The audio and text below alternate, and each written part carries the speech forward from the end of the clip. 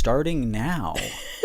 The podcast is starting now.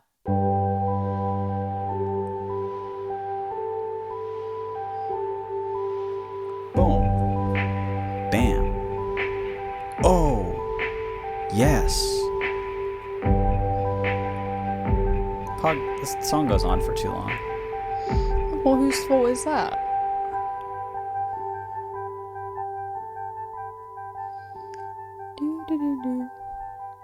Too long of an intro by Slow Smog. Annoyingly long intro by Slow Smog. Can you make a shorter version? Maybe a... You know how they do like slowed and reverbed versions of stuff? Quick. And unreverbed. Well, they do fast versions of songs too when it like blows up onto... Slow exactly. Smog Nightcore. Slow Smog Nightcore. Matt from Australia, Slow Smog. Matt remix. Yes. Of the Slow Smog project. Faster. Chip tune. Harder, faster. Happy hardcore. Yeah. Happy hardcore chip tune. Knife Slow party. Smog. Knife party style. Circuit bent. Yeah. That's a circuit bent DIY when all you did was make it a little faster. We've talked about this on the podcast before, but like I've yet to see like a proper flat sound like Nightcore remix. I know. You know? It's always just like this song Nightcore, and I get so hyped. I'm just like, let's fucking go, and I start it, and it's just like faster. Clickbait. It's just is what chipmunk. it is. Yeah. Yeah. They like, just sped it up. They're really working for these 38 views, and I'm one of them. I'm gonna need a breakcore beat put on top of it. At the least. I need a distorted, happy hardcore, kind of an unfortunate, like in the title, it's like flat sound, happy hardcore, 2011 remix, DJ mental illness. Is that his name? Yeah. DJ Mental Illness. Yeah. Cool. Like DJ Crazy Times. Yeah, but way less popular. And way worse of a mental illness. And then you can tell from the file name it was like it was ripped from 4chan or something. Yeah. And I want to hear that, and I want to get hype. Yeah. I'm sitting on your side of the couch. Yeah. Now. How's it feel? It's pretty good. I don't have to look at a light whole time. Yeah. Yeah. I don't have to look at the light. I didn't know how lucky I was to not have to be thinking about the giant softbox that's pointing directly at my face now on this side when I was over there. It's nice. When I was a young spring chicken on that side of the couch. During the last episode, we were specifically like, you know what? Podcasting is getting a little nuts for us in our busy schedule. So to free ourselves up, I know once a week's a little crazy for us now. Yeah. So let's do it once every 2 weeks. And then couldn't even do that. And then we went 3. We went 3 because in all fairness, I did have an album release like right then. Yes. You know, it was like coming up. Yeah. And we were just fucking sleepy. You know? True. What are you going to say? Yeah. We were sleepy that day. And I also must say, I'm really tired of talking. I did a Discord listening party for the new album. For the new album. I'm just not used to being on this side. I'm already bumping the microphone and stuff. You're pointing for the new album. Yeah. I think the listening party went great. I think it was cool. If you are a Patreon, patreon.com/flatsound is what I said. Say that slowed with reverb. Yeah. If you're a patron, you will get the audio of that like tonight or tomorrow. It's 2 hours long of me talking. Was it 2 hours? It's 2 hours. The album's about an hour, and I was, you know what's funny? I told Brooke, I was like, all right, I'm gonna go stretch my legs right before this because like I know I'm gonna be sitting for like at least a couple hours. And she's like, a couple hours, and I was like, well, yeah, the album's an hour long, and I will talk way too much. And what are you gonna do? The album's an hour long, and I talked way too fucking much. Yeah, but it's funny because, you know, it's not like when we usually, the couple other times we've done an album listening party where like you play the song and then you talk, and you play the song and then you talk, because this is an ambient album. So you were like, to save time, I'm going to talk over the tracks. That was to save some time, yeah, because the tracks are so like long, and they're just like ambient sounds that I knew that I can talk over them. And I did. So there's an hour of you talking over them interspersed with an extra hour of you talking not over them. Correct. Yeah. Yeah. Cool. Yes. A lot to say. I have a lot to say. I had even more. I felt like I was editing myself. I was editing myself down. Yeah. To like be more concise. Yeah. And I think I did an okay job. The thing is with an ambient album is like you don't get to say anything in the lyrics. So then I have to let it all out during the listening stream for Discord. Yeah. Patreon.com/FatStomp if you want to listen to that. If you weren't there, if you only caught half of it, thank you. If you were there, it was a lot of fun. I loved it. It was good. Yes. I think I'm going to like start. Usually when I do like the Discord streams, especially when I'm performing, there are people who are like, oh, is anybody recording this? I'm going to record this. Yeah. Blah, blah, blah. And unfortunately, it just kills people's like computer. What is in your tea? A tea bag. Oh, you're just leaving? Oh, it's like a fancy tea? Yeah. I thought like I was staring at it for a long time as I was talking, being like, what the fuck am I? An ice cube? Yeah, it looks like there's one ice cube in your hot tea that's not melting. It's a fancy tea bag. It's a tea bag. Is it one of those like triangular ones that? Yeah. Huh. It's an Earl Grey. Well, look at that. It's one of the Earl Greys that Jonna left here, and I'm slowly making my way through a free Earl Grey. It looks tasty. I noticed that people will occasionally be like, is anybody recording this? I'd like to hear this. And then what you're left with is somebody that has like 2 to 4 hours of a screen recording that they took in a Discord call that is just recording the audio at a super like low bit rate of the performance through a Discord call. So I'll like hear those things back and be like, oh, fuck, that doesn't sound good. Also, this person's internet was like cutting out and the whole thing's in mono because it's on Discord. So somehow it's 85 gigabytes. Yeah. And it's also the biggest file in the world. So they're like, it'll be up in a few days. I'm starting to upload it now. And so yeah, I think I'm going to start, when I do Discord streams, I'm going to start recording them myself. So you get the pristine, I mean, it's still it's a long file, so it's still a compressed MP3. The audio. But the audio of it in stereo, and you can hear how everything is like, how I'm hearing it as I'm performing it, not like processed through a Discord call. You want to hear it live, it's on Discord. You want to hear it back, patreon.com/FatStomp. Pretty cool. Pretty cool. So the first one of those of the me talking about the new album is going to be up probably by the time you hear this. Yeah. Actually, definitely by the time you hear this. Definitely. And so that's exciting. New album is out now. New album is out now. It just came out 2 days ago. I'm tired. She's fresh. And she's fresh. She's out.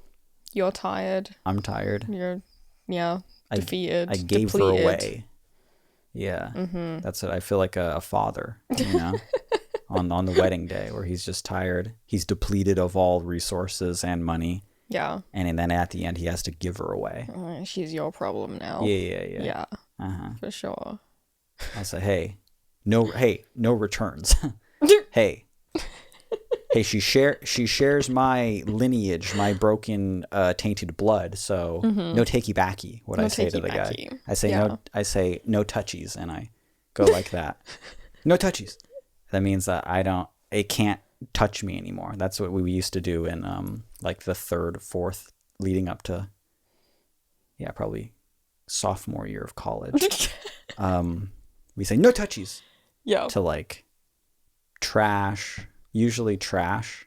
Okay. Yeah. Usually trash. Yeah. It was very rarely people.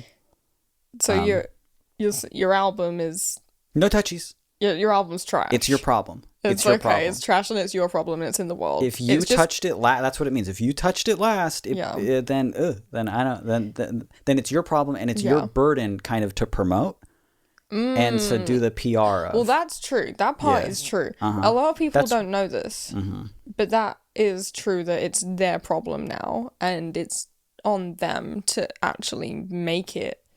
I mean, we don't like to, say it outright, but make it go viral. Yeah. I need you to like smash that viral button. Yeah. I need it to be the next Good Night Dad, I Love You, but the whole album can kind of do wishing numbers. Hey, can Flat Sound do wishing numbers, please, on social media? Yeah. Look at what tainted reality I live in now. Hey, can my side project please just influence my main project enough so that it does similar numbers? Like, what the fuck? That doesn't. Oh my god. The album's out. The album is out. I'm excited. I really am excited. Do you want to say what it's called? I thought we already said that during a last thing. I don't know. But of course. Look it up on Spotify. It is called You Can't Impress Anyone with Normal Pictures of the Sea. Yes. Ambient music, 15 tracks long. Track 14 is explicit. It's actually, you actually got your manager to like mark it as explicit on Spotify. Yeah, when I was putting it up. Yeah. You know what we should have done? Huh. We should have, when we were designing the vinyl, put the little parental advisory thing on it. Oh, that would have been so dope. A parental advisory sticker album. It's like this album goes nuts. On an ambient album. How many parental advisory ambient albums are there? Fuck, man. There can't be that many. I don't know. That sucks. Yeah. Second pressing might have to just. Because as long as you're not paying for the XXX edition. Yeah. That's pretty cool. I'm having a feeling that the next Flat Sound full length album is gonna have the parental advisory thing on it because like I'm gonna cuss a lot. Yeah, because I'm just gonna cuss a lot. A lot. I'm gonna blow my load on track 4. Okay. Yeah, I'm gonna do that. Track 4. Track 4. That's pretty early on. Yeah. Well, no. Is that a 4-track album? No. Oh. No. It's just that. And I keep going. Yeah. I had an oopsie on track 4, actually. Yeah. I had a bit of a. That's what I say during. I say, uh-oh. And then, you know how it is. Uh-oh, SpaghettiOs. I say no touchies. I said no touchies. What? That's how I am during sex. I say uh-oh, and then they go, what? What's happening? I go, no touchies. No touchies. That's what I say. I say no touchies. It's like, that's not my problem anymore. You know what? That's yours to deal with. Do you know what we should do on the podcast? Because I was explaining during the stream earlier today, I was like, I don't want to listen to track 4. I'm not going to listen to track 14 because like I'm an adult and you're an adult. And when we talk on our podcast about stuff, that seems a lot less weird. Make lots of dick and coming jokes on the show, and that's fine. But there's something about being in specifically a Discord call for some reason with a whole list of people that are there listening to you, and I'm just like, I know one of you's fucking 14 or some shit, which is fine. No, it's not, but like, which is, I can't do anything about that, you know? Yeah. But, and so then when I'm actually like, I'm showing it to them. It crosses a line for me. Yeah. So I didn't actually like fully get into like what's on track 14. But I'll try not to make too many jokes about it, but it's freeing. It's liberating to like actually get to like talk about it. Yeah. In a room with you. Yeah. And people happen to be listening and watching if they want. We have established many times that this is not a teen-friendly podcast. No, not at all. We're always just like, stop fucking listening. Yeah. Yeah. Go away. Sometimes it's sort of like a weird feeling. Can I put on a beanie? I feel like my hair is just everywhere right now. It looks good. Does it look good? Yeah. Promise? I promise. If I look back at the footage, it looks good. People aren't complimenting my hair. Everyone comment below, Mitch, your hair looks good. And everyone's like, looks great, bud. Yeah, it looks awesome. Everyone say, Billy, your hair looks good. Your hair looks amazing. Oh, thank you. Your hair looks great. It's like growing out in a really funny way. It's cute. Funny? No, you look really, really good. Thank you. Yeah. Great. Can I get one little? I feel like we should Switch do it spots. No. Give like an ASMR moment, you know. It just sounds wet. Yep, that was me touching Billy's frog head. There we go. Amphibian skull of my wife. Let's go. Now let's hear it. No, closer. Get like really close. Just sounds like you're petting a slug.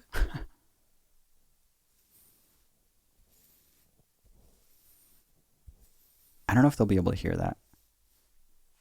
It's so gentle. It is gentle. It's soft like a Furby, I guess.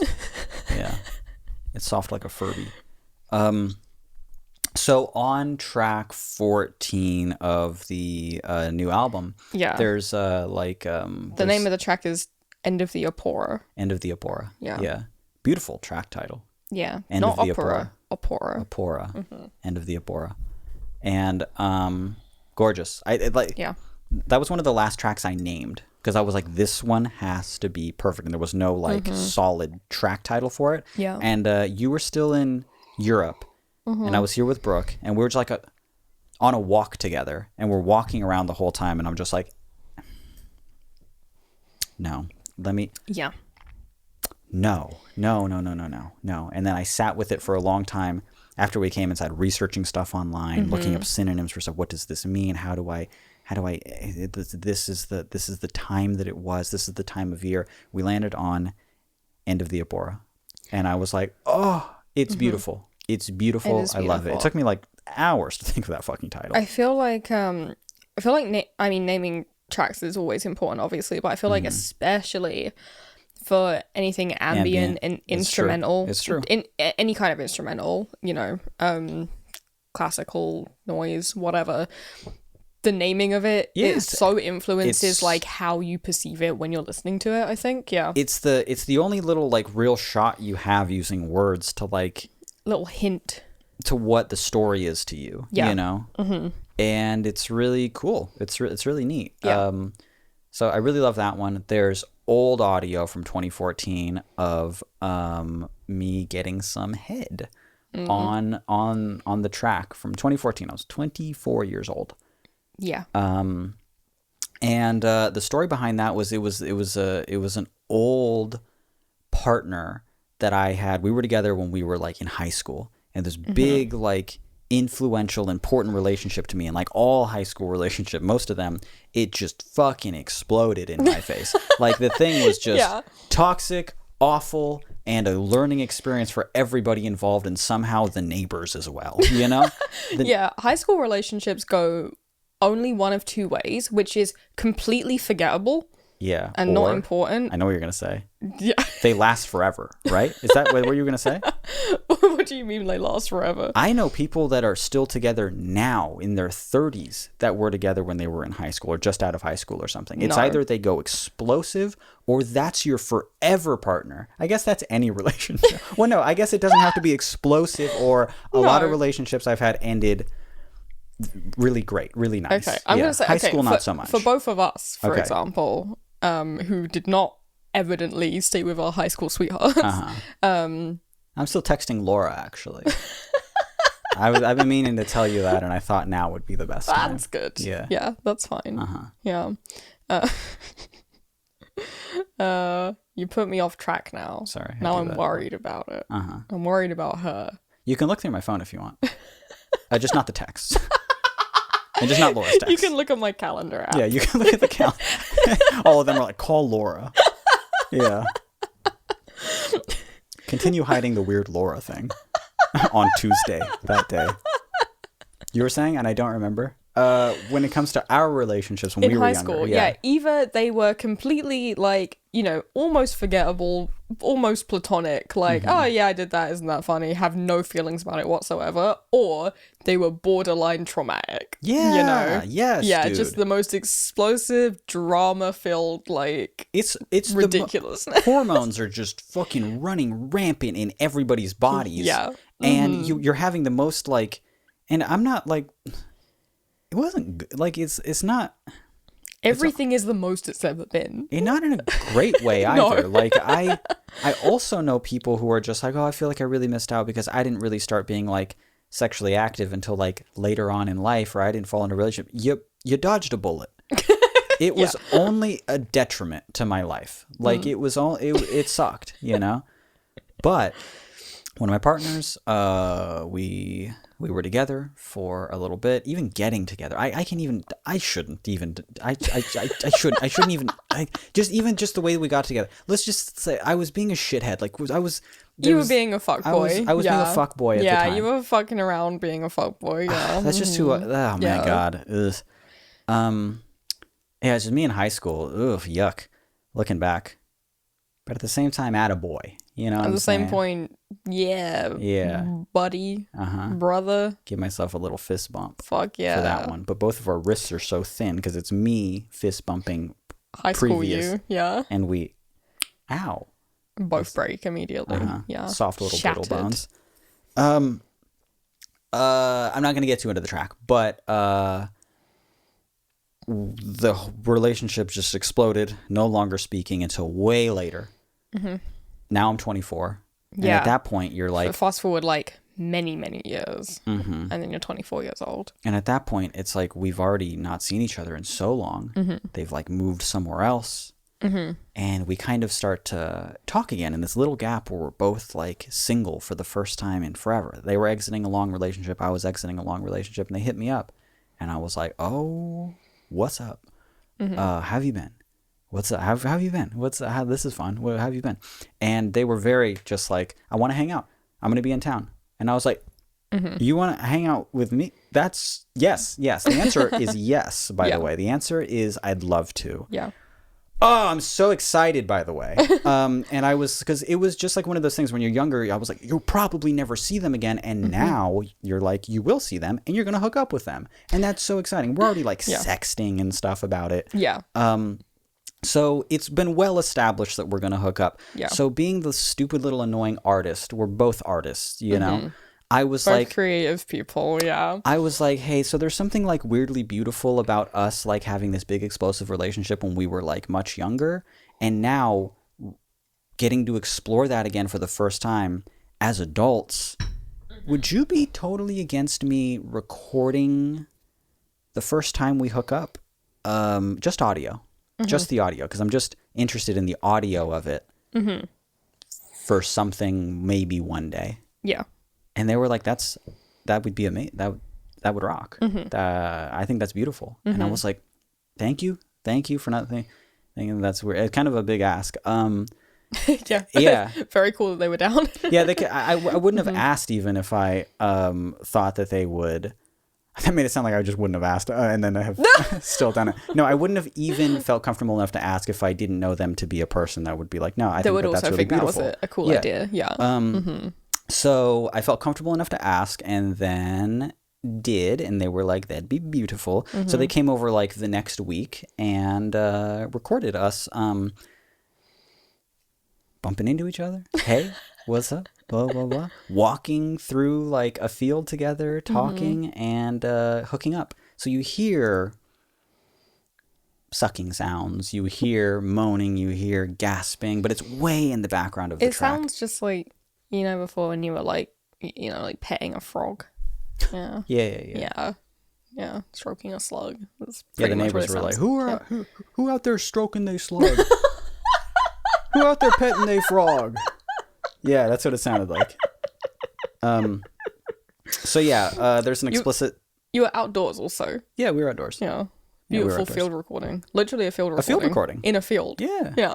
It was a little field recording, and I was going to use it for like a few other things, and then as the years went on, I was like, I'm so glad I didn't use it for that. That's corny. I'm so glad I didn't use it for this. That's corny.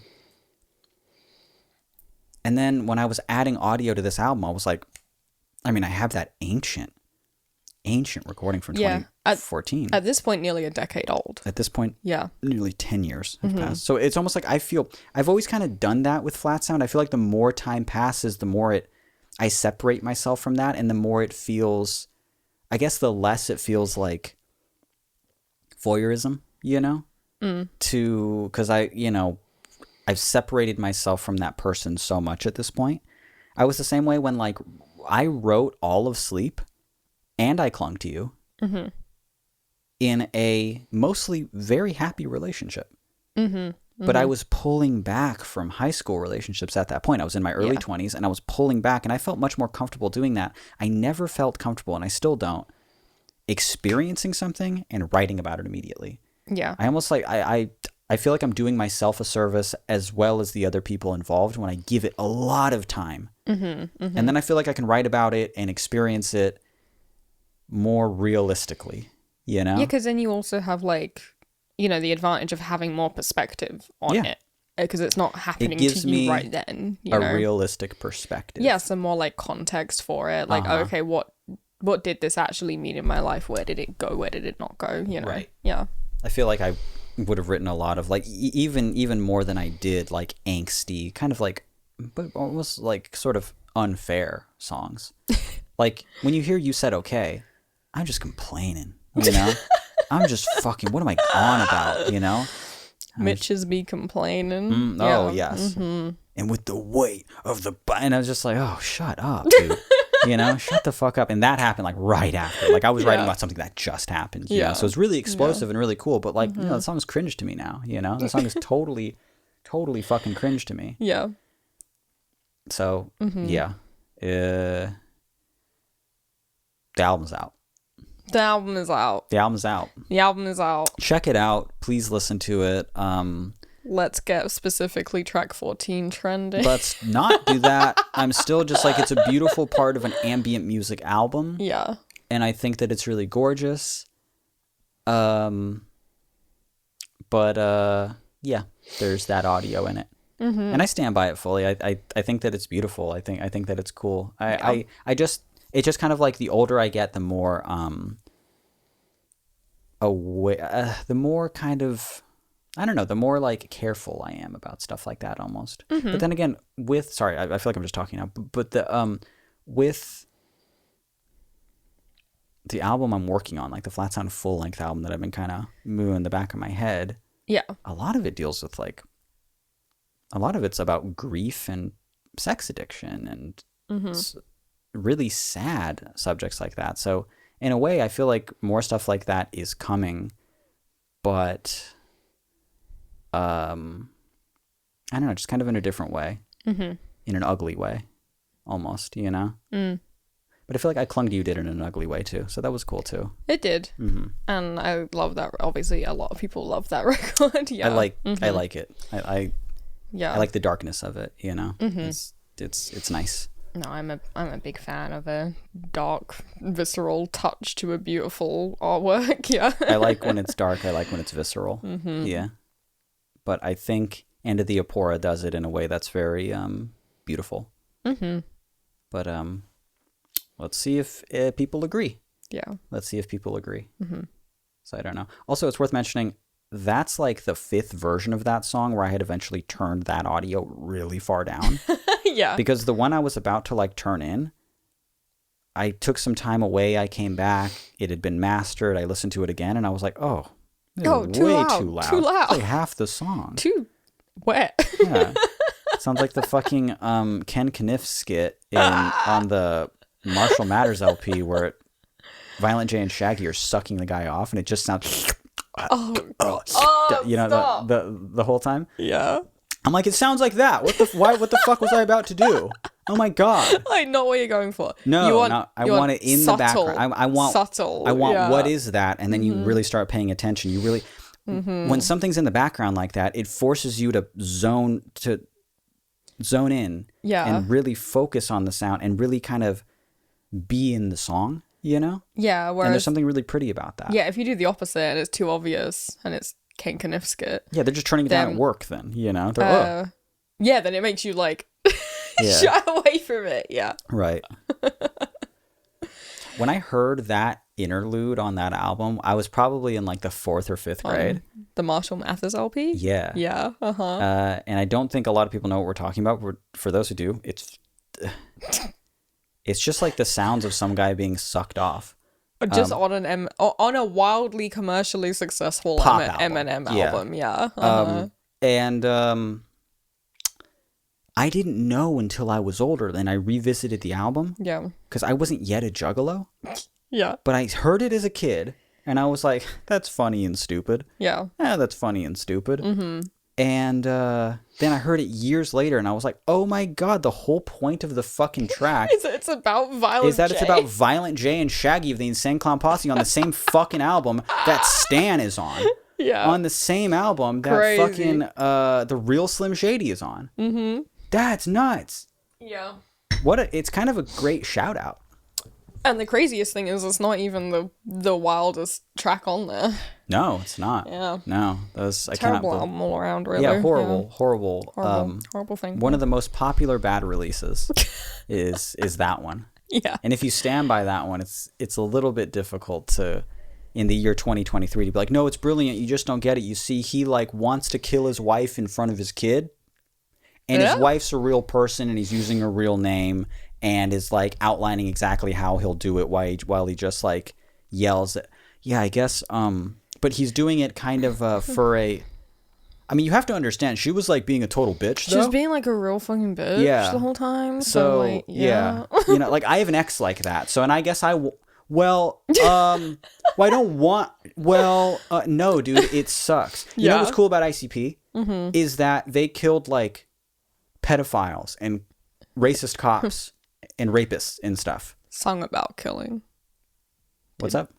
You said that they killed. Well, the Insane Clown Posse as characters, not Joe Bruce. Okay.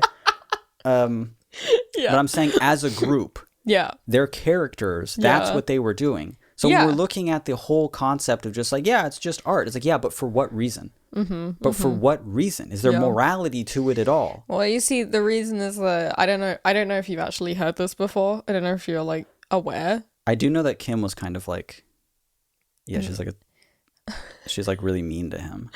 Well, okay, we know that. We know that much. But have you heard? I don't know if you've heard that Eminem is actually the GOAT. So he's actually goated. Forget it. Yeah. So maybe think before I'm embarrassed you speak. now. Yeah, no. Cut out what I said. Yeah, Cut maybe out what I think said. before you speak. Yeah. Mm-hmm. And then all those songs about like like the very beginning of that album, he talks about like wanting to rape his mom or something. For sure. But no, he's no, he's the GOAT. He's the GOAT. Are we gonna get to a question? I don't know. No one knows. What are we at? 35 minutes. We can do one. We can do one. What one's it gonna be? I don't care. You pick either of those, and I'm good on them. Because we only have a couple, and I should say while Billy's picking that we do need more questions. I looked at our thing, and we've gotten like over 1,000 questions for the show. Yeah. That's pretty cool. And so obviously we haven't responded to 1,000 questions. In fact, there are many episodes we just don't do questions at all. Yeah. But we really love fresh ones. Yeah. So if I really want for this week to like include like a bunch of new questions for the show so that when we record another episode, they're fresh. Fresh pickles. Because the thing is that like I don't want to spend time answering someone's question if it's like redundant by the time we answer it, if it's like been a month, you know? Yeah. And I know, but also counter argument is that other people listen to the show and they're getting the advice from for that. Sure. Yeah. For sure. And I know other podcasts definitely do that. But my advice is heartfelt. And it's for that person. And I want you to turn it off if you're not them. I want you to stop listening. I want you to not listen. Oh no, I want you to keep the YouTube video playing because it's good for but just mute it. Mute it until it looks like what we're mouthing is to you, and not to them. I'll make like a hand gesture, so keep watching, like pay close attention, and I'll make a hand gesture when we're finished talking to that one person. You can turn the volume back on. There we go. Perfect. Pick which one. Also, all the space in between at gmail.com. All the space in between at gmail.com. Send us your question, relationship advice, art advice. Any, just say hey. We'll read it on the show. Yeah. It'll be fun. It'll be fancy. Tell me that you love our show. And it will be free. Will it? Yes. The whole this unprofitable podcast. Oh. That's doing less numbers every time I sneeze. I thought we were charging people to send emails. Shit. No. I thought. No, you're confusing that with your side hustle. Yeah. You're confusing that with that whole, it's called Billy's Feet. Billy's feet dot feet. Billy's feet dot feet. Is dot feet an extension you can get? I doubt that it is, but I want to change our website to all the space in between dot feet. I'd pay $100 on the spot. Yeah. For that right now. Even just for 1 year, it would be worth it for that 1 year. Okay. Do you want me to read it? Yes. I've picked one. This one is called How Do Friends Work Again? And it goes like this. Hello, Billy and Mitch. I am a 21-year-old college student and I feel absolutely out of my gourd. As with like every other person everywhere, the pandemic has messed me up deeply and truly, and that has made me, my already extremely anxious self, more unable to cope. At this point, it ruins all aspects of my life, though I am desperately trying to have that not be the case through therapy. Woohoo! My main issue right now lies in that my anxiety has become extremely isolating, and though I have a wonderful partner of 5 years and a few close friends I've had for even longer, I am so damn lonely. My close friends now live all around the country or are busy in their own rights, and while everyone else has grown and made new connections, I haven't. How do I talk to people without everything I say feeling forced and crazy? How do I then move from talking to someone to being friends? It's been so long since I have made new friends, I feel like my ability has been lost. Mitch, I know you have talked... Sorry, I didn't mean to scare you there. Mitch, I know you've talked extensively about your struggles with anxiety and things in that realm, but you seem like you've always been able to make connections and real friendships despite that. So I guess any advice from you both would be greatly appreciated. Thank you and thank you. This person's name. P.S. I am a commuter student, suburbs to the city, who works on most days I am not in classes, for more context. Also, this question does not relate, but does make me feel more out of my gourd, like all my hobbies and things that brought me joy no longer do so. Any hobby recs for someone with a need to feel productive and also creative? Keep it to one question, please. PPS. Sorry this is a long email, but I must express my appreciation for you too. I started listening around episode 10, without knowing it was a podcast of a musician I've been listening to for nearly all of my adolescence. But I have stayed for the wonderful dynamic you both have and how fucking cool Billy is. PPPS. Fuck yeah. I'm baking a cake and I'm all out of baking soda. Can I use baking powder? Is that the same? Thank you for listening. Thank you for saying that I'm fucking cool. Thank you for listening to Flat Sound. Yeah. And to the show of ours that is this show. Mm-hmm. The idea of someone starting to listen to this podcast, especially episode 10, like how did you even find it at episode 10 if it wasn't through Flat Sound? You know? Sometimes people will like leave a comment on the YouTube channel being like, I was perusing YouTube. And again, this thing averages -4 views on YouTube. It's so weird when I was like, if we move it to YouTube, it'll be easier to grow. Yeah. And like pretty much no % of our fucking audio listeners moved over to YouTube. Over, yeah. I kind of have a system where I listen to you on the way to work, and I get that. Yeah. But I'm like, damn. Yeah, I don't want to move where my thumb already clicks in one thing, and I don't want to move it, have it click on a different thing. Mm-hmm. Yeah. I get it. I'm used to it. I get it. Also, you know what also didn't help at all? Mm-hmm. We started the channel to get the audio up on YouTube, and it was just a wasteland of just the audio and like looping clips. So like obviously that didn't do like close to numbers at all. Mm-hmm. And then I think starting from there and establishing that in the algorithm, being like, hey, by the way, flop channel. And then we start doing video on it. I think they're just like, it's a flop channel. Yeah. I just think it didn't help us. I think we probably should have started a new channel. Anyway, I hope that helps this person. and I'd say, hey, thank you for listening to Fox or whatever you said. And have fun at the Cave Town show. Woo! Yeah! Woo! Yay! Like, goodbye. All right, so we got two. I mean, the main gist of the email is basically how do you make a friend when you're a very, very anxious person. And then the second thing is my hobbies and things that brought me joy no longer do so. Do you have any hobby recs? Well, I mean, The problem with that is not your hobbies, it's that you have clinical depression. You're depressed. Yeah, that's the unfortunate thing about the second thing. The first thing I can help out with. The second thing's more of a go to a doctor thing, unfortunately. It's more of an SSRI situation we have on our hands here. So I hope that you don't let go of those hobbies, or you weren't too attached to like being able to get hard / have orgasms. Because, the SSRIs are gonna... Or remember things. Yeah. Yeah, hope you don't like remembering things. Here's a cool new hobby. Mm-hmm. Not being able to come. Yeah. Here's a cool new hobby. Brain zaps. Woo! Yeah.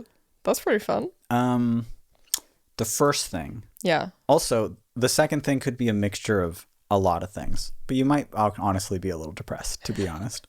You might honestly But aren't we all? Yeah. Yeah. I lose interest in shit all the time. And thank God for music and stuff. But even that, sometimes I'm like, I'm hanging on by a thread with this shit. And then I have like another cool idea. Yeah. And then I'm like, oh yeah, I'm going to do this like forever. So the first thing, making friends. Yeah. One good way is to have a wife. Oh. You're my friend. You are. We play Zelda every night. Come on. I wish we played Zelda every night. Well, you play Zelda some nights, and I watch you. I play Zelda like 2 nights out of the week if I'm lucky. Yeah. Yeah. Tell them how late you stayed up playing Zelda last night. No. Say it. Say it out loud. As a 30-year-old person, and I'm 33. How late did you stay up playing Zelda? How late did I stay up watching you? 5:30. Knowing that I had an important thing to do the next day, and we had to podcast. 5:30. What did you say? 5:30. So it's 5:30 in the morning, yeah? 5:30. Yeah. A.M. And tell everybody, did you find Zelda or whatever? Did you do it, son? Yeah, did you win? I had a funny. Yeah, you did. What was that? It was. Are you stimming, son? Yeah, that's what it was, and it kicks ass. Are you stimming, son? Are you stimming, son? Are you stimming, son? Yes, I love it. I am. Yeah. I don't know if that's an original. I don't know it. But if I see it popping up after this point, I'm going to assume you fucking took it from me. It. Yeah. But it's all yours right now. TM. Are you stimming, son? If it doesn't exist, it belongs to us all now. So, making friends. Yeah. So this person said they were like 21 or something? Yeah, but they've had a partner of 5 years, so they're one of those. They're one of those high school relationships that are going to last fucking forever. That's cute. Because then they must have started being together when they were 16. Now they're 21. That's now let crazy. me give you a little tidbit of info. The hot thing to do would have been to break up when you were like 16. Oh, and then to revisit it when you're 24. Yeah. And to have like a kind of leaning against the fence. Suck sesh. Kind of a throat sesh. Yeah. Yeah, against the old fence while I'm holding an iPhone over your head. Against the old fence. Yeah, it falls back through the fence. Actually, there was like one of those like natural knots in it. Yeah, nature's glory hole. Yeah. That kicks ass. You know what's funny? The amount of times that I've deeply wanted that. I walked past a fence and thought, that one would be perfect. That one's like my height, dude. I swear to God, that one. It's dark enough. It's perfect. Do you think it's humiliating to go to a public glory hole when you're too short to use it? Yes. What, you think you want to be at the public glory hole and use a fucking your little steppy stool? Are you kidding me? I'd leave. I'd be like, who is this hole for? Get out of here. I'm very average height. Imagine you're at the glory hole and you're on your tippy toes. Fuck off. No way. I'd leave. I'd be like, I'm going to the other side of this hole. Yeah. I'm so short. I might as well be on my knees. Yeah. You're standing and it's still...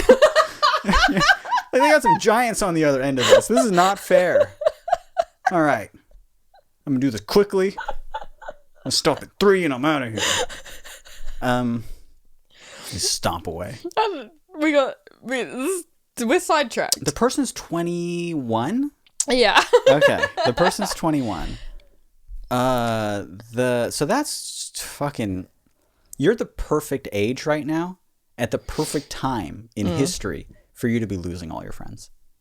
True. Yeah, it is. Yeah. High school is like the peak, and then you think like, what's wrong with me for the next 10 years? Yeah. You honestly just for the next decade, you think like, They just drop wonder off. Yeah. why everybody hates only me and me in particular.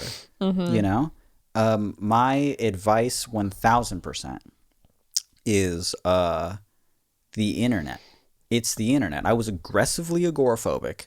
Could not barely fucking walk to my mailbox. 98 pounds. From about the age that this person is now. From your age. Yeah, exactly. From when I was 18 years old all the way up to fucking 2 months ago. And the fucking, like, it's the internet fucking saved me. Now, granted, I speak from a place of privilege because I started making music online. So, like, I had a bunch of people who were, like, wanting to interact with me. Wanting to talk to you, yeah. Wanting to talk to me. When you just had, like, a lot of, like, Tumblr followers, I was never, like, super lonely. I made a lot of friends. You know, that's when Christian and I became friends, and we used to talk on Skype every single night, you know? Yeah. Someone was like, Christian Novelli likes your music. And I said, who's that? And, the guy from the Crown rap. Excuse you. Excuse you for that one. You're lucky I don't censor that. You're lucky I don't censor that. Okay? Yeah. I'm talking about my friend here. Yeah. And you pick apart his past like it's a carcass. You pick apart like a vulture his tainted YouTube past, okay? Yeah. Yeah. Sorry. I mean, sure. Yeah. Yeah. Christian was a YouTuber. Yeah. Of course. For sure. Wasn't a canceled YouTuber. True. True. Which is hard. I was going to say one of the probably 4 YouTubers left from that era that like was never canceled. So can we get a fucking round of applause for Christian, who never got canceled during the YouTube canceling era of it? Come during on. the VidCon years. Yo, fuck off of the what is it? The fucking the whoever the fucking that guy, and then the Shane Dawsons who came back, and then Jenna Marbles caught a stray. Poor girl caught a fucking stray. Everyone's like, do, and came through a window. Oh, it got me too. And we're like, don't go. And it sucked. That shit sucked. But come on, of all the fucking V1Is and shit out there. Yeah. Christian's a solid one. Yeah. So yeah, he dressed up like a crayon and rapped. Of course he did. It was 2019. Of course he did. It's not 2000. Oh. Was it not? I don't know. It was fucking forever ago. I don't remember when. I think it was during the 4th Fox Academy album. That's when I became close with Christian. Yeah. And it ruled. Like, we would like talk on Skype and stuff, you know? You and me were friends from the internet. We sure were friends from the internet. What are you saying that for? I don't know. We were sexting and stuff. Yeah, that's friendly. As a partner, don't suggest that. So did I.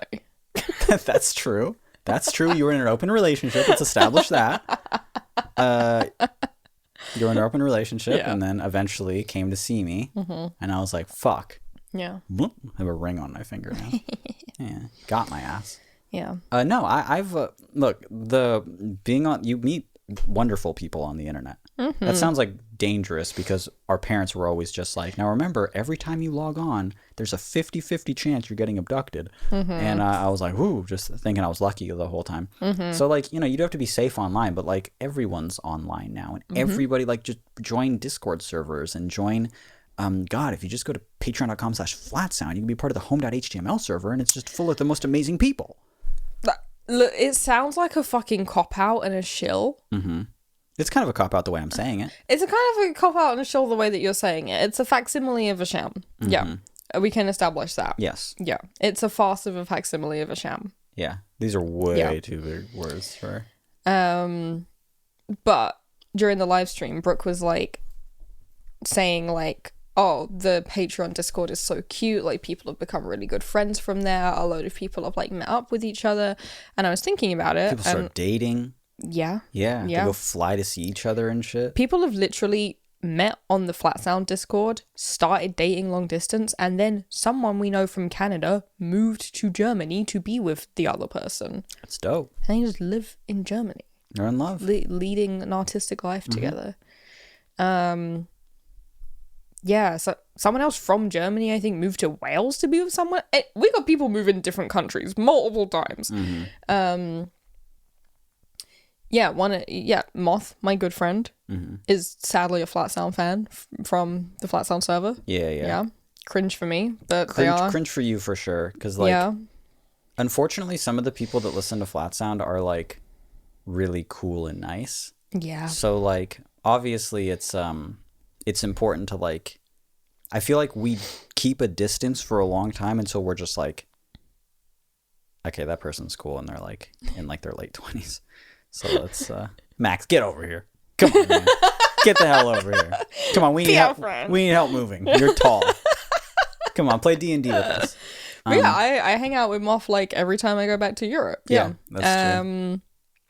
Moth's way too cool to have like "I exist" tattooed on them. So true. Yeah. Way too fucking cool. But Discord communities are a good place to make friends. It's true. One of my best friends in the world I know from the internet, like mostly from Tumblr and some other websites that we frequented. It's a good way. Just find like, an artist or a niche or something that you do that you're interested in. Find a Discord for it. It's pretty easy to make friends in there. You made some cool friends in the Tim Kasher Discord. Momentarily, yeah. Yeah. We don't really talk too much, but that's kind of on me. That is on you. Yeah. But you made some cool connections with people that you had stuff in common with. Yeah, it was the first time that I felt like I was I appreciate every message I get from a person trying to connect with me, but it's different when you're talking to like a Flat Sound fan, like a really big fan, because I obviously I don't want to like, I know that there's an imbalance there. Yeah, they have like a preconceived notion of you. They already like you before they've talked to you, kind of thing. Yeah. I love to enter an online social situation where people don't know who I am at all. No. And just like, based off of the... And Tim Kasher has such like an older audience anyway. You know, because this guy's 49. So a lot of his audience is like, most of them are in their goddamn 30s. And I went into that server and immediately someone mentioned like agoraphobia or something, and I was like, oh, hold on. I'm agoraphobic. And then like four other people were like, oh, Captain, my captain, I'm agoraphobic. But they were like in their 30s, or there was like, it was really heartbreaking. Or just like, oh yeah, I was like severely agoraphobic for like 14 years, blah, blah, blah. And I was like, oh, well, congratulations. That's so great. That's so, I mean, it's obviously tragic, but and now they're like, yeah, I like travel around and see shows and blah, blah, blah. It sounded like you were saying, like, congratulations on making it to 14 years ago. Nice. Oh. Wow. You were 1 year off with a little 15-year badge that they give you when you hit it. Yeah. Yeah, and it's cool. Like, it's beautiful to form connections with people online. Being on the topic of being agoraphobic, I've talked about this in the past, and I stand by it 1,000%. And it's basically that the relationships that I have in my life, the relationships that I form, romantic, platonic, sexually charged, that real fence-leaning shit, Yeah. I feel, and I still feel this way, that relationships that start online, friendships, relationships, connections that start online, are made stronger by the fact that you cannot immediately jump into being in the same room as that person. It forces you to have the basis of that connection be communication. Yeah. And communication is so important. It's so important. And if that's the foundation of your connection with somebody, you're golden. Yeah. And I still have great relationships with people, connections with people, because that communication was there first. And then when you kind of let people into your life, because it's like inconvenient, you're anxious about something, or they live far away, or it's just, but then you actually meet them and you're like, this is them. Here they are. And we're hanging out. Yeah. It's very cool. I find it harder to make online friends than you do. Yeah. Or any kind of friends, really. I am a bit of a social butterfly. You are. Yeah, I was going to say, this person mentions in their email being like, Mitch, you talk about anxiety a lot. Blah, blah, blah. But you still seem to have friends. You don't really get very much social anxiety. I'm not socially anxious, really. No. Sometimes I feel like it slips in, but like my anxieties come from panic disorder and agoraphobia. Yeah. Socially, I feel like, I mean, you are, a mess internally in your brain in when public, it comes to yeah. We can really like but like many different people are like that, and we all just like our problems are in different areas. Yeah. I've got immense problems over here. Social, not so much. You take long transatlantic flights all by yourself and you're like, I'm bored, I'm whatever. No problem. But like really close friends will be over for dinner or something, and then I'll catch you upstairs like sweating in the bathroom. Yeah. And I'm like, what's wrong? Yeah. What could be wrong? What could be wrong? These people love you. And you're like, what if they don't? You know? I think they hate me, though, is the thing. Yeah. Like, yeah, no, that's why they came over. I think they hate me, or maybe even worse than that, they don't hate me. They're just like completely neutral about me. Yeah. I got to do something to make them hate me. Yeah. Yeah, because then at least I'll exit this purgatory. Then at least I'll be some passion behind it. Yeah. You handed Ayla actually a box of tomatoes, of old tomatoes, and you said, well, go ahead. And she goes, what? Throw them at my head. Throw them at my head as you boo, and I walk away. Ayla gave us this candle and Thor. You did this just before we started recording. I did it again without realizing it. You know what's funny? I think it's more of a Thor thing anyway. Before we was recording, Mitch wanted to light a nice fall themed candle because it's October now. We got a pumpkin nutmeg pie candle. And Mitch was like, where's Ayla's candle? And I was like, what do you mean? What do you mean Ayla's candle?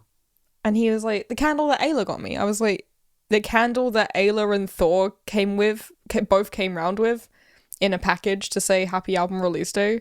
And they both gave you a thing. Yeah. I was like, why isn't it Thor's candle? And you were like, I don't know. And now you just did it again without even meaning to. I feel like I need to lay down flat like this and dissect that a bit. I love Thor. Why am I cucking him like this? We gotta ask who picked the candle. Here's the thing, though. Yeah. I made Ayla a candle for her birthday. You did. And then received a candle shortly after as a gift. Yeah. I think that's why I'm like, this is Ayla's candle. Because there was an exchange there of candles. Yeah. But I consider it Thor's flowers, almost. Thor gave me the flowers. Yeah. Ayla gave me the candle.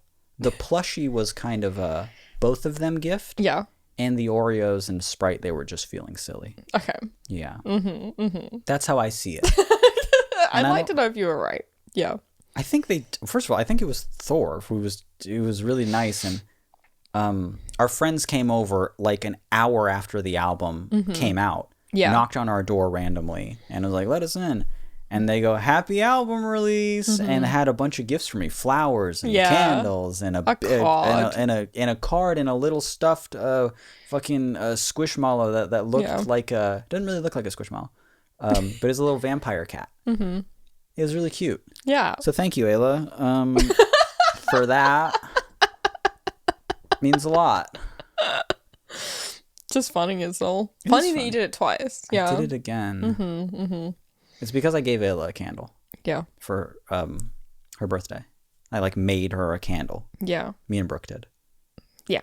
You didn't make me one. I didn't make you a candle. And that's fine. It is fine. Okay. Yeah. Why were we talking about the candle? I think you were talking about Ayla? I don't know. Anyway, the point is, I'm a very, very, very socially anxious person. Very. Oh, box of tomatoes. Ayla throwing box of tomatoes. That was it. Yeah. Example being, like, one of the pieces of advice I would give, because I I used to be better at making friends online when I was a more online person. But I'm, not so much anymore. Yeah. Tumblr's dead.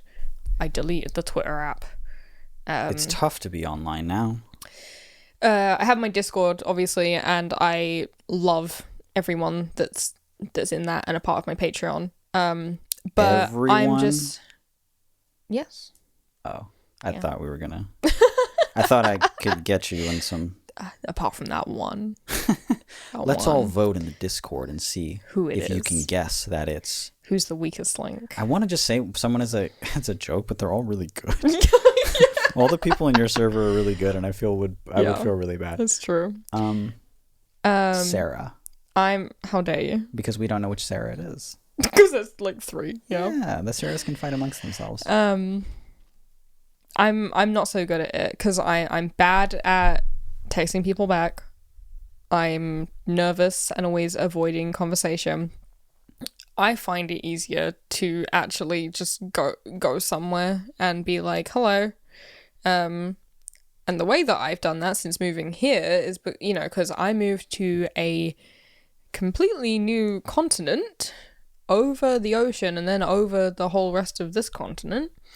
Many, many time zones away from everyone that I know and love, as well as many miles and many hours. And really having the only person I knew here be Mitch. Whose damn fault is that? Many years of our relationship to build a strong connection with the thriving SoCal scene. Oh my god. Yeah. I came over here basically knowing nobody apart from Mitch, which I think is pretty common when you move to a different country, especially because if you're moving there because the person you're with is there. And I was like, oh shit. I mean, I do have like a few friends that I would consider myself to be close with, but like we're not close that we talk all the time. We're close that I will see them, if I'm lucky, a couple of times a year. But if I'm not lucky, haven't seen them in 5 years. But when we do hang out, it's great, and it's just like old times, and there is not skipped a beat, and I really like spending in-person time with them. But we don't fucking text, we don't call. I was gonna say you're the type of person who, like, you're close friends. Your close friends you don't talk to every day. No, not even. No, at all. Not even at all. Lucky if it's every month. Yeah. I'm not like that. No.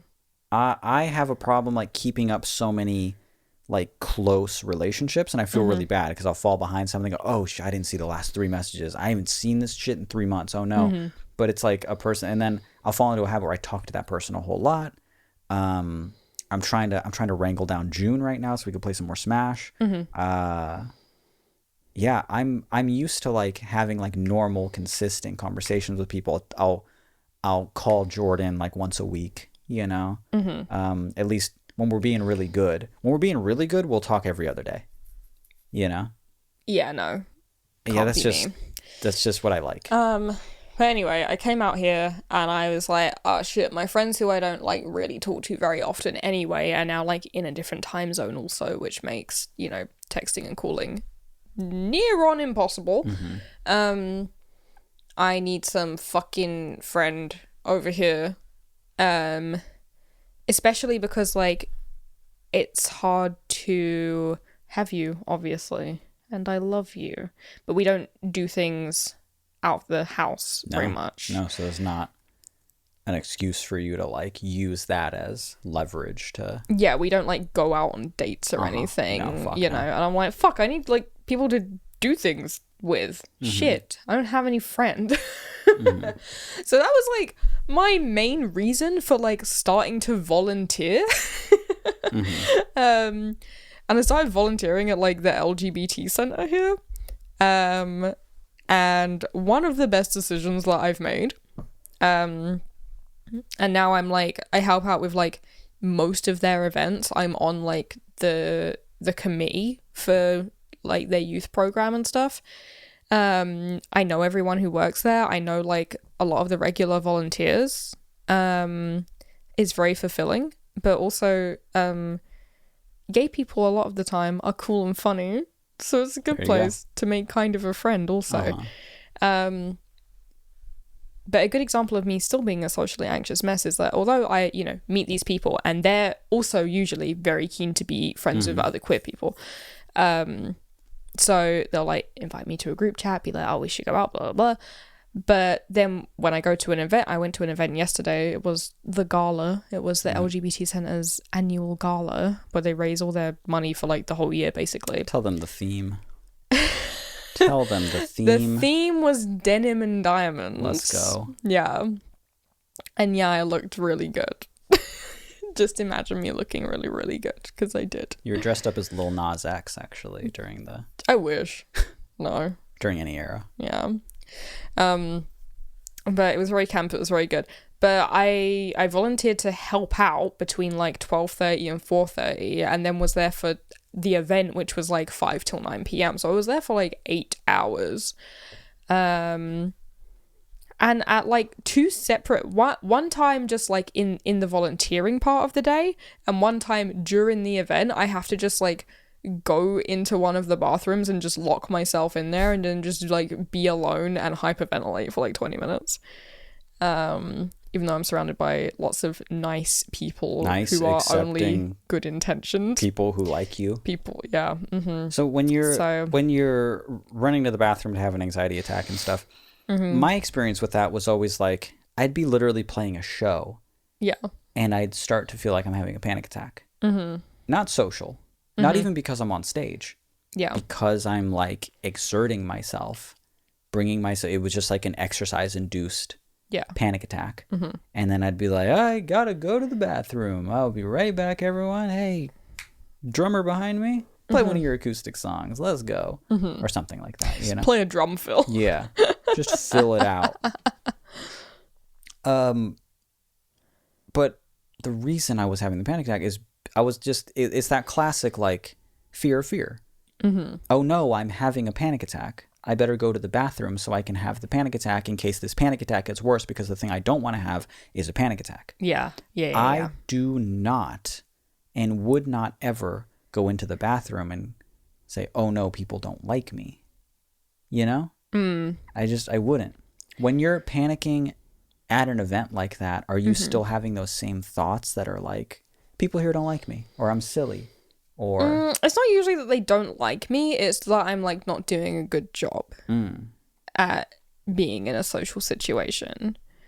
I always feel like this immense pressure. If there's any lull in the conversation, even if the conversation is between 6 whole people at a table, and there's like a quiet gap, I'm like, this is all on me for some reason. It's not anyone else's fault. These are all completely normal people, and it's my failing.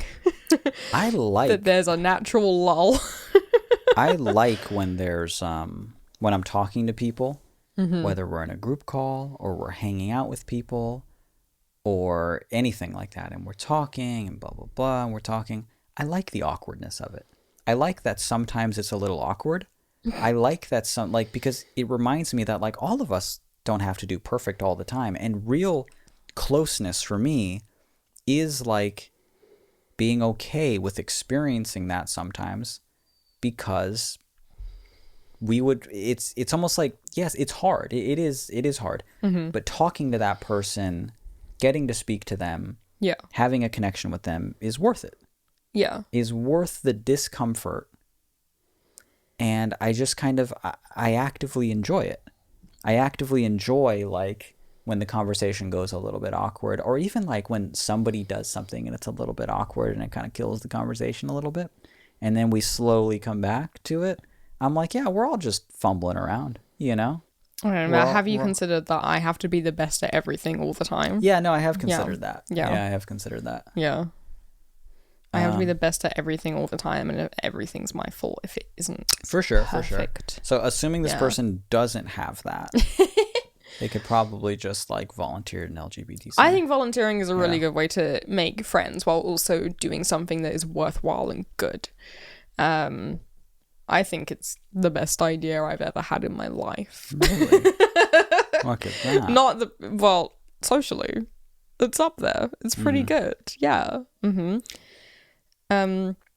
Yeah, because you're also like, I don't know, it doesn't feel the same as like, I don't know, just hitting someone up on Hinge and be like, do you want to be friends? Let's go out and just be friends. Because that is uncomfortable to me, because like almost going on like friend dates when you don't know someone that well. Because if you haven't established a friendship already, then I don't know. I like to have something to do, you know? Yeah, but I don't have much experience having like friend dates. But in my experience, knowing people that have done that a great deal, it almost never works out.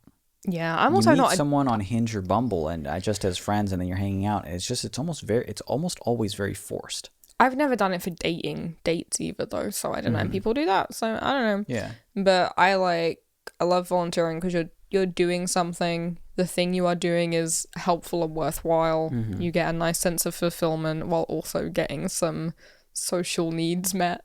Yeah. And if it's something that you genuinely care about, then probably odds are the people volunteering there also care about that. Also care about it, and you might be kind of on the same wavelength, you know?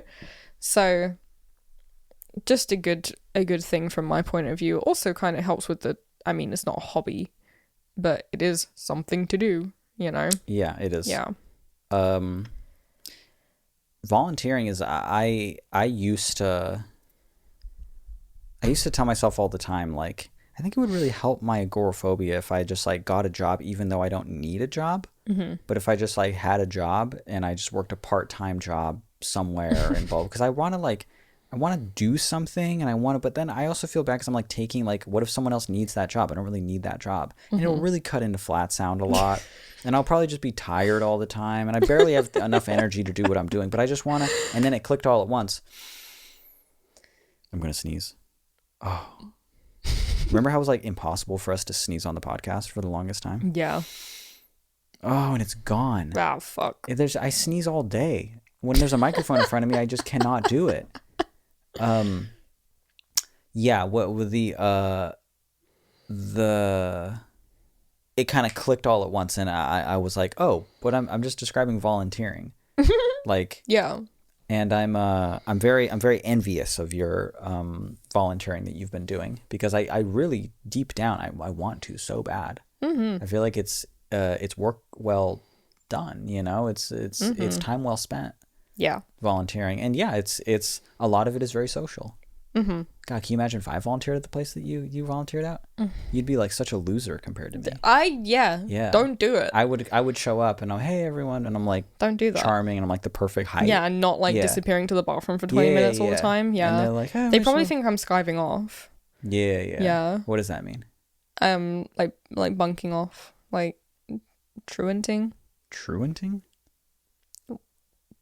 I don't know how else to say it. Are you petting the slug, or what are you saying before? Like when you don't go to school. Bunking off. Yeah, I know what bunking off is. What do you call it? I'm just fucking up. Ditching. They think I'm ditching. Ditching. Yeah. Yeah, can you imagine? I thought that was when you like rang someone's doorbell. Well, you're still ditching in the sense that you're running away. You're like going away. So that's the ditch part, but it's called ding dong ditch. Oh. So you ring the doorbell, ding dong, and then you run away. We call that knock down ginger. Knock down ginger. Yeah. So that seems like very against redheads, definitely. So it is, for sure, right? Is part of the game, they're like, you ring the doorbell, and then if someone normal answers the door, you run away. Yeah. But if someone like with red hair answers the door, you kind of rob them.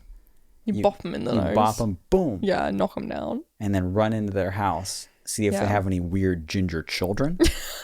Bop them one time, steal all of their shit, and leave back to the slums of fucking wherever the fuck you're from. Diagon Alley or some shit. Oh my god. You think if I volunteered at the place you volunteered at, I'd kind of steal the show away from you a bit? Yeah. No. I think maybe. I think I would, but I wouldn't. I think you could if you tried. I would try. That's the thing. I would try. Well, that would suck. Yeah, I would for try. me. I wouldn't do it in like an obvious way though. Like I don't want them to dislike me. I feel like if they knew that I was doing it, they would dislike me. But I would weirdly. Probably, yeah. I'd probably like, kind of like in ways that even you didn't see all the way. I'd kind of like make you feel isolated. For sure. I'd like box you out of conversations. Yeah. Yeah. Definitely. When you joined and started to make a joke, I would always, you know what I would do? I would always pretend I can't hear you. But not that I would ignore you. I'd ask you to repeat yourself a lot. I'd say, what? I'm sorry. What? Like I'm annoyed. I'd go, what? What? And then when you joined again, I would immediately ask you, and this is like at the end of a laugh. Everyone's like, oh, we're having such a good time. Yeah. And then I see you, and you kind of see it fall from my face all at once. Yeah. And then I ask you, hey, did you get the chairs? I feel like this is like have you got the chairs yet? Yeah, so just go and do that. Yeah. I did and have then to as get soon a as lot you of turn chairs. around and leave, you hear us, and we're laughing again already. But you're like, what could be so funny right after I leave? You know? They didn't talk about it. You wouldn't actually have to do all that because like my brain tells me that all of that's happening already is the issue. So how concerning would it be if it actually started to manifest? I don't know if I would tell world? the difference. Yeah, because it's already happening. Yeah. For you. Yeah, for sure. Yeah, it's scary, really. Yeah, it's terrifying. Yeah. So yeah, volunteer. I think it's good advice. I think it's great advice. As our last thing to say, then I'll also say that I don't believe that you have to have a lot of friends, a lot of numerous friends. I don't think that that's true. It certainly was true for me that I needed some friends because I was completely in a new country didn't know literally anyone.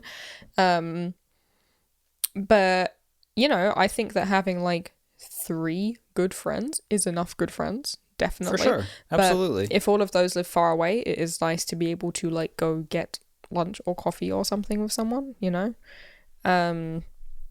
But yeah, I don't know. I don't think they have to be numerous at all. No. Yeah, I don't know. I just don't be like, oh, I don't have as many friends as other people, you know, because I think that also like falls off as you go from your like early 20s into your you lose everybody. Yeah, it gets less kind of naturally, especially because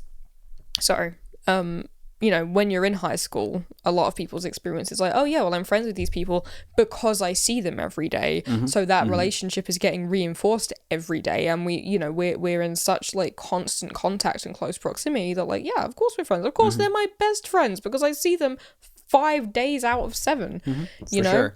And then you go to college and you're like, okay, we only see each other on the weekends. And then you go to university and you're like, cool. Everyone is in different cities now. For sure. And then, but you know, we still see each other though. We still see each other. We get on a train and we see each other. And then they start having children. And then it's then you don't see them ever again. Then it's rough. Yeah. I will say in my experience, I don't know if this is relatable to anybody else, but in my experience, it's just a little hopeful thing. It was real bad in my 20s and then got better later on. In my late 20s, it got a little bit better. And then once I hit 30, I was like, I'm back. Like I'm back. Like it feels. Maybe I'll be back now that I'm 30. Maybe. Yeah. Because like Jordan is my best friend in the world.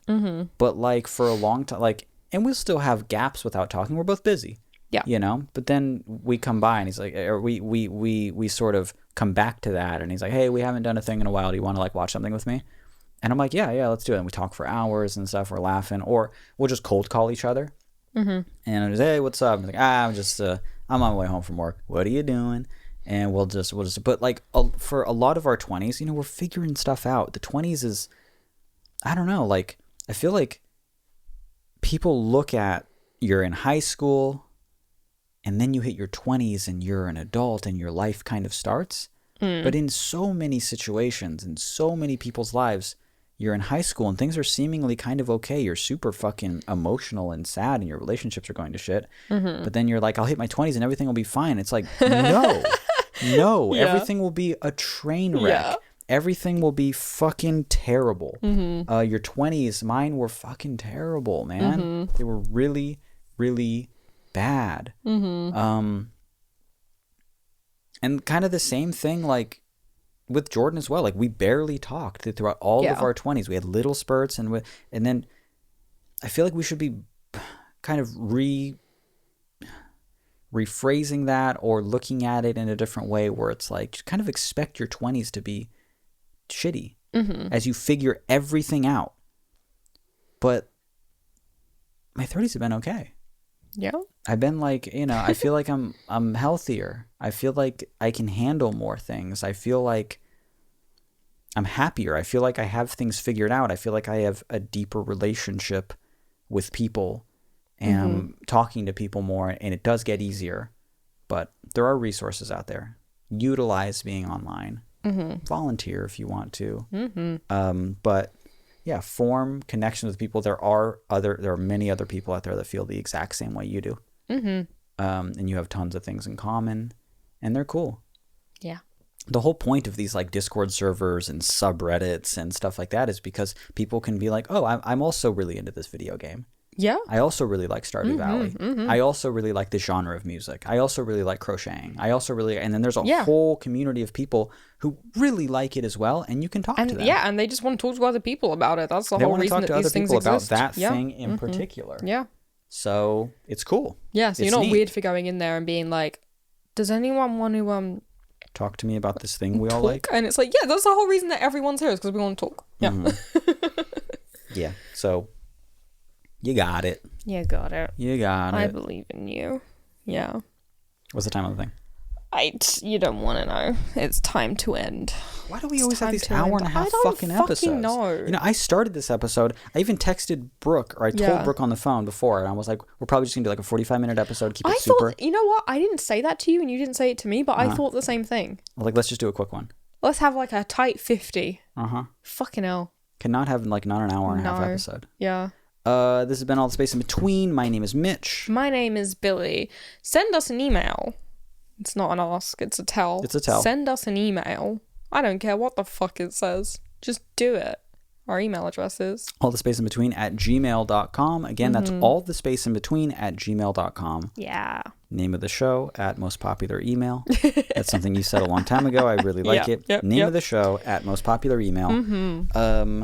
allthespaceinbetween@gmail.com. If you like the show, tell your friends about the show. Tell them to listen to this podcast. I like doing the podcast. I'm really glad we're doing it every so often now, though. Feels good. Once every couple of weeks, it feels good with everything that I'm working on and all the recording. We're not hitting that point where we're just like, oh fuck, it's a fucking Sunday. We got to record. Oh my god, we got to record again. So we'll do it whenever we feel like it. You're going to be traveling again kind of soon. Not for a while. Not for a little while, but we're going to try and like get episodes recorded backlogged so we don't like miss a beat. Yeah. In that, we'll see if we can do it. We've never done anything like that before, but we'll see if we can do that. Yeah. And if not, my podcast, Pull Away Slow, Impossible Burden, is recording episodes again. So if you want more, something a little softer, something a little reverby, something a little ASMR, Pull Away Slow, Impossible Burden. Look it up everywhere podcasts are found. Again, Pull Away Slow, Impossible Burden. Either that's the thing you're choosing to promo this week and not the album. We did the fucking album at the beginning of the episode. I feel like they need a reminder. Listen to the album. It's called, all of my stuff is such long and pretentious titles. I know. You can't impress anyone with normal pictures of the sea. My new ambient music album is out. Look up Flat Sound on Spotify. It's the newest one. The newest latest album. one. The black and white one with the hand. People are calling it the hand album. I liked that in the stream. The hand album. I was trying to I like get the trending. horse album. The hand album. I was trying to get trending on your Instagram. Left hand emoji, person standing emoji. Because that was Brooke. Yeah. That was Brooke. That's what it is. Yeah. Yeah. I think it's we cute. have vinyl up for pre-order. Vinyl up for pre-order. Rare and exciting. It's a beautiful oxblood variant. We also have not very many are left. I think there's about 20 left at the time of recording. But we have a package where you can get the vinyl and a signed limited edition handmade darkroom print of the album cover. It's very cool, actually. Yeah. Can you imagine a more pretentious combination than ambient music pressed to vinyl and a photographic print made in the darkroom? Made here in the darkroom, hand numbered, hand signed. I love how annoying we are. Developed, printed. I guess it's just printed. But it's in our dark room using When you say chemicals. home printed, it sounds like we printed it out of our On a fucking printer? Epson. Yeah. No, it's like printed with chemicals in a dark In room. a tray with a red light. In a tray with a red light. Yeah. I don't do it. Billy does it. That's why they all look good. If I did it, look like shit. Be bad. Because everything I do is bad. So true. Thanks for listening to our podcast. Thank you. Thanks for listening to Flat Sound. Tell your friends about the show. Write into the show. Right into the show. All the space in between at gmail.com. We'll talk to you in a couple weeks. Couple weeks. See you in a couple weeks. Have a good couple weeks. Goodbye. Stream the album.